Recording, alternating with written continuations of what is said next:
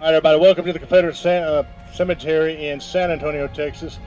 I'm going to turn this over real quick to our division commander, Michael Hurley, and he's going to give us a few opening remarks. Good afternoon, everybody. That won't do it. Good afternoon, everybody. Good afternoon.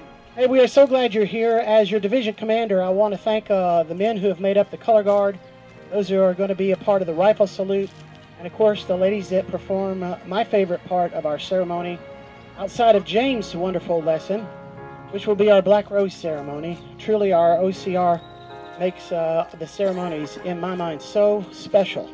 And we're thankful for all those who put in work to be here today. Whenever we're in a cemetery, we're all reminded of the brief life we live here on this earth. And it's appropriate for me to quote just a few verses, and I'll turn it back over to James. Verses that always stay in my heart, and I trust they will be in yours. First, as we've gathered here together and enjoyed our fellowship, the Bible says in Psalm 133, verse 1, how good and pleasant it is when brethren dwell together in unity. As we look out among these graves, we're mindful of those who've gone before us. We're also mindful of those who've passed away in just recent memory. Think of my good friend Frank Bussey, and I'm reminded of two brief verses that I'll leave you with. First is simply found in James chapter 4, verse 13. For what is our life but a vapor that appeareth for a little while and then vanisheth away? You know, it seems like just the other day I was a young man in college, and now here I am. Can't believe I'm telling you this. Just turned 60. And I'm reminded how brief life is. So let us make the most of each and every day. And finally, my favorite verse, in fact, I told the prettiest girl in Texas I want this etched on my tombstone. The Bible says so beautifully, much better than I ever could. Blessed are those who die in the Lord henceforth.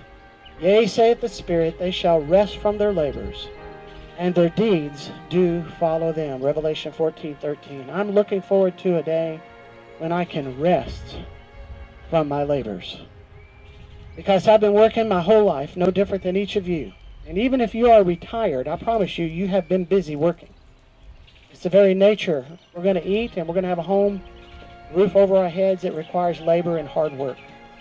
So as we gather here to remember those of our division who have gone before us this year, and in recognition of the sacrifice in this beautiful place of the actual veterans, that as a result of their honor and their military valor, we stand here as an organization today and bring you greetings.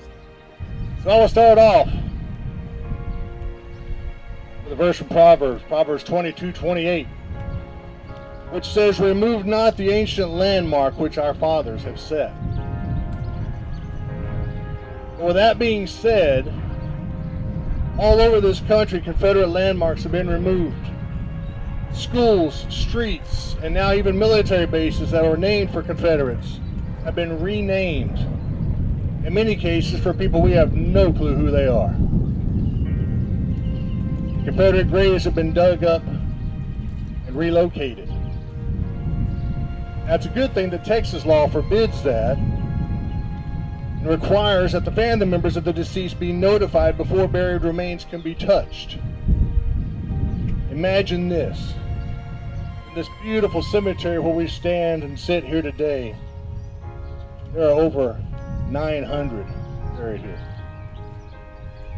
That's a lot of bodies to dig up and move elsewhere, and where in God's name would they put them? So I think they look just fine where they're at, don't you? Now, this cemetery was originally part of a 40-acre land grant given to the city of San Antonio by the King of Spain. The property was later subdivided into 29 separate cemeteries by city aldermen. And the area where we're at right now is designated as City Cemetery number 4. This section became known as the Confederate Cemetery after its purchase in 1885 by the Albert Sidney Johnston Camp number 1 United Confederate Veterans.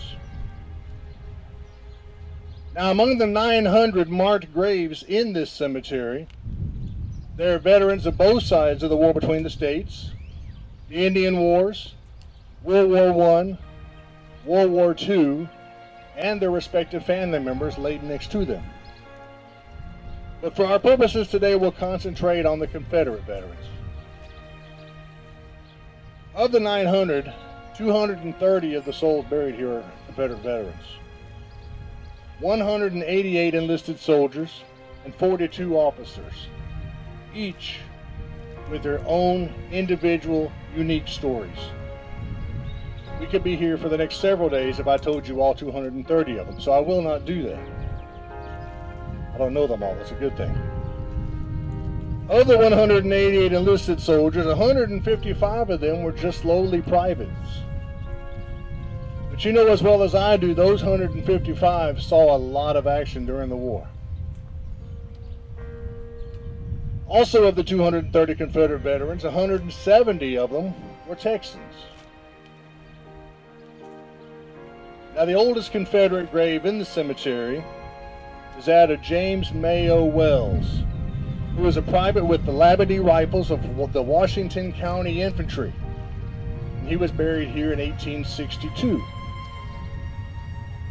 The last Confederate buried here was James Thompson Clinkscales, a private with Thompson's Regiment, Alabama Infantry. He was buried here in 1934.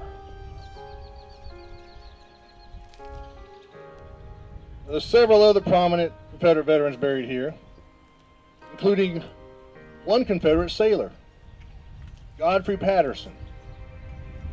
In any cemetery across the nation, we don't see too many of them, but we do have one in this cemetery. Now here's a few of the more prominent ones. Brigadier General Hamilton Prelow B., who served in the Texas legislature from 1849 to 1859. At the beginning of the war, he was appointed a brigadier general in command of the Lower Rio Grande District, where he facilitated imports from Europe and cotton exports back to Europe. During the Red River Campaign, he actually commanded troops at the battles of Mansfield and Pleasant Hill in Louisiana. Then there's Brigadier General Hugh Franklin Young, who served in the Texas militia during the Mexican War and was later a county judge in 2 different counties. During the war, he served as a reserve brigadier general of state troops and was a procurement agent for the Confederacy. Along with him was Brigadier General William Hugh Young, who was his son. Both of them buried here in the cemetery. He was in the 9th Texas Infantry and fought at Shiloh, Perryville, Murfreesboro, Vicksburg, and Chickamauga. And during all that was wounded 4 times. After the war, he became an attorney and real estate banker here in San Antonio until his death in 1901.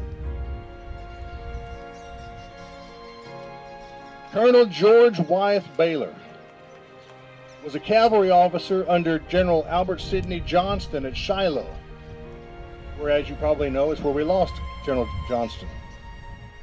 After he was killed, Colonel Baylor returned to Texas to command the 2nd Texas Cavalry Regiment.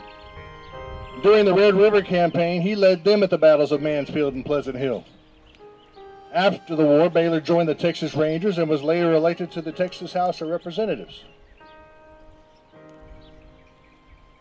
Then there's Colonel John Salmon Rip Ford, explorer, author, Indian fighter, and renowned Texas Ranger.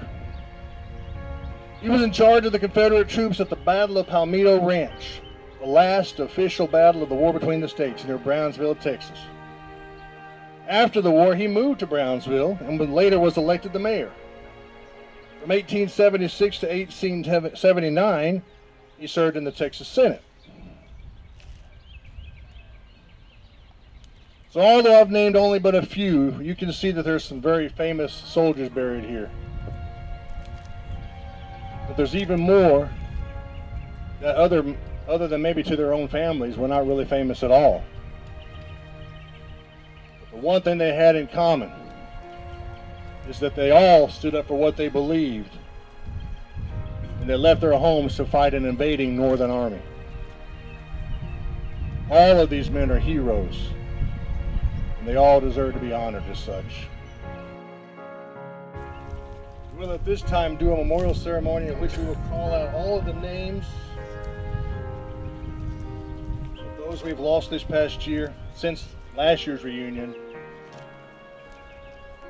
and in both the Texas Division, the SCV, and the TSOCR. Charles Ransom Hurd, Colonel A.H. Below, Camp Number 49, Dallas.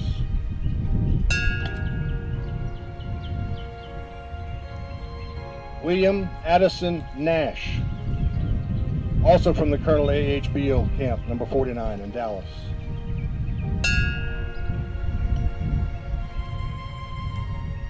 Stuart Morris, Albert Sidney Johnson Camp Number 67, Houston.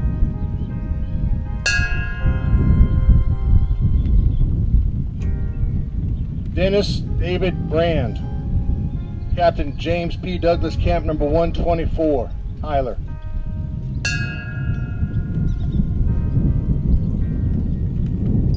James Quincy Woodlock. The ladies of the Texas Society Order of the Confederate Rose will now do a Black Rose service. Ladies, all yours.